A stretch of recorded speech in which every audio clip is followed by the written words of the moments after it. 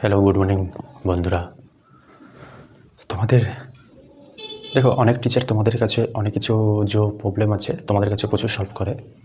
আমি কিন্তু তোমাদের বেসিক আইডিয়া নাম্বার সিস্টেমে দিয়ে দিয়েছি।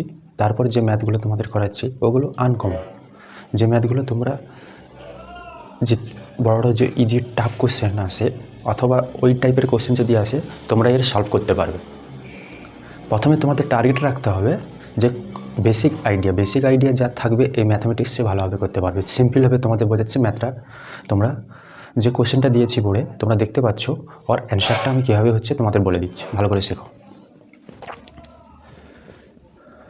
আমার যে হোয়াইট বোর্ডটা আছে খুবই ছোট, তো ছোটোর মধ্যে কীভাবে অ্যান্সার হবে তোমরা না বুঝে নিতে পারলে আমাকে অবশ্যই কমেন্ট করো। কমেন্টের মধ্যে তোমাদের আরও ভালো করে তোমাদের আমি সলভ করবো এবং কি তোমাদের অবশ্যই আর কোশ্চেন যদি থাকে তোমাদের আমি প্রোভাইড করবো। ওকে, থ্যাংক ইউ। দেখো, पहला হচ্ছে ইফ 8 + 12 = 2, 7 + 14 = 3, দেন 10 + 18 = कितना, মানে কত হবে। ওকে, প্রথমে দেখো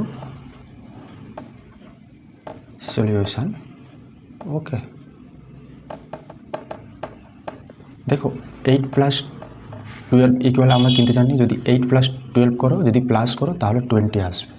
ওকে, একে যদি আমি একটু ডিরাইট করে লিখি 2 + 0, 22 + 0 = कितना হবে 2।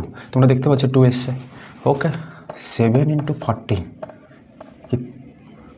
কত আসবে 21। 7 + 14 = 21 আসবে। তাহলে একে যদি 2 + 1 করো তাহলে 3 আসবে। ওকে, দেন 10 + 18 তোমরা অনায়াসেই বের করতো। 10 + 18 যদি প্লাস করো কত আসবে 28 আসবে। যদি ইকুয়াল করো 2 + 8 = 10, তাহলে অ্যান্সার কত হবে 10। তাহলে 10 + 18 = 10, এটা হচ্ছে অ্যান্সার। ওকে, সলিউশন। ওকে, তোমরা বুঝতে পেরেছো।